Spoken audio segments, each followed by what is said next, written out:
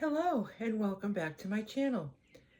I'm sitting here enjoying my tea and I'm about ready to eat my breakfast, which is um,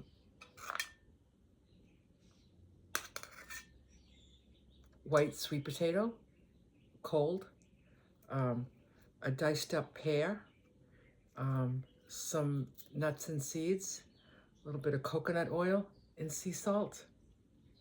It's very, very, very good.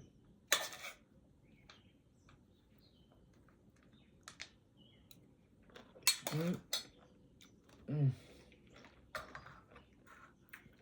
So good. It's the sweet potatoes are nice and creamy. The pears are nice and sweet. The nuts are crunchy. Mm. A little bit of pink salt on top. Delish.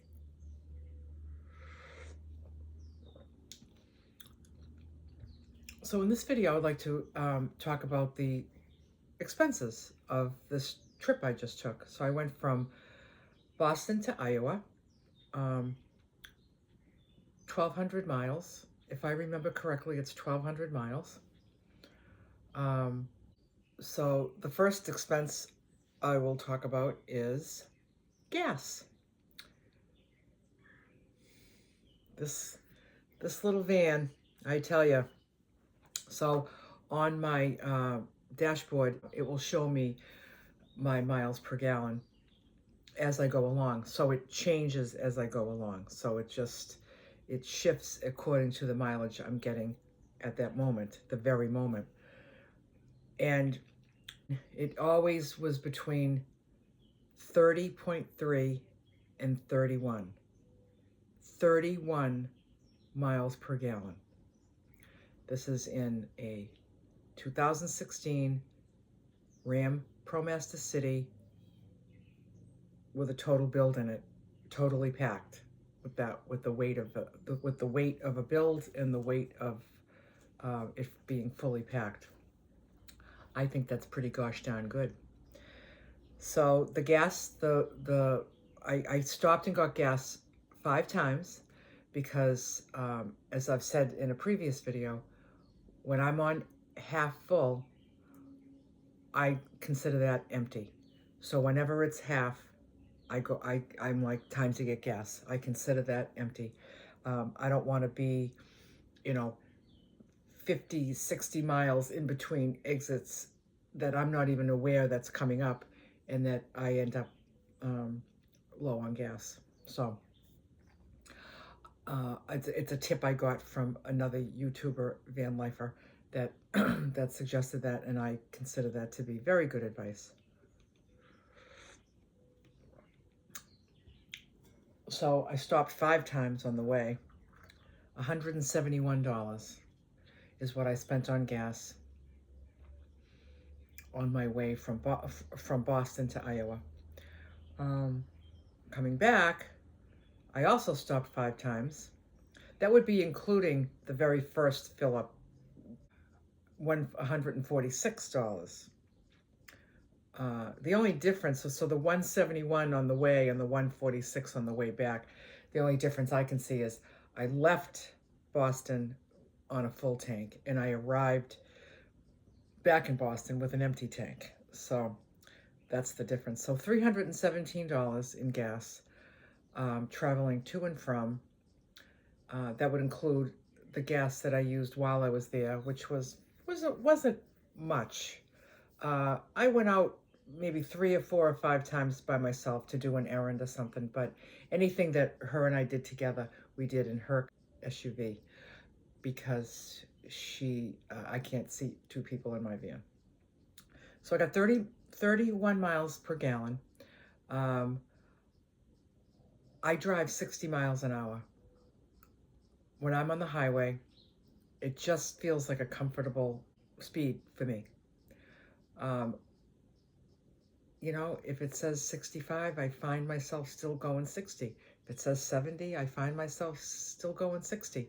I think I just like 60. I like the way the van feels when I'm going 60. I feel very in control and comfortable when I go 60. And I know it takes me longer to get places, but it's okay. It's just, I don't know. I never made the decision. Like, I think I'll drive 60 miles an hour. I think that's a good idea. It just happens. So it's happening naturally. And I think that it's also contributing to my amazing gas mileage.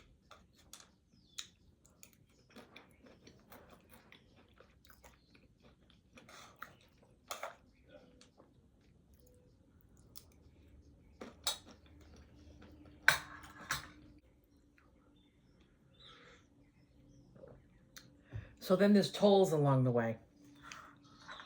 And I paid for tolls round trip $37.60. That's how much the tolls are. So I have a grand total of $355 round trip, gas and tolls. What did I spend when I was there? Nothing. Groceries, I would have spent that at home. Now, if you're going on a road trip and you're spending money in rest stops, buying a bunch of food, buying snacks, going to restaurants, even though you're going to be eating anyway, even if you were home, that drastically increases the cost of your food if you're eating out and you're buying a lot of snacks at rest stops.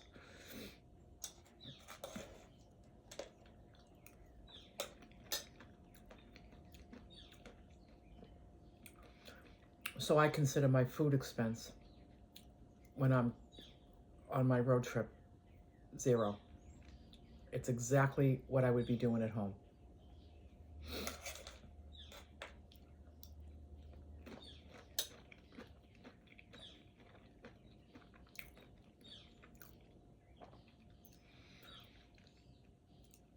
Everything that we did together didn't cost money.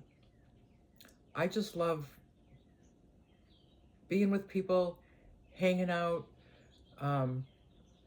walking. Just I don't not do things because I don't want to spend money.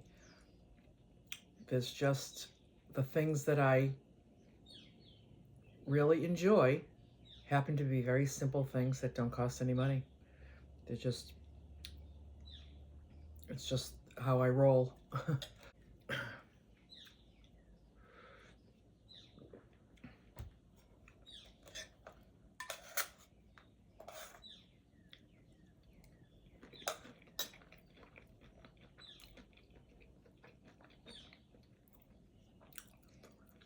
Now, every store that we went into and every errand that we did and every grocery that we bought and everything I paid for.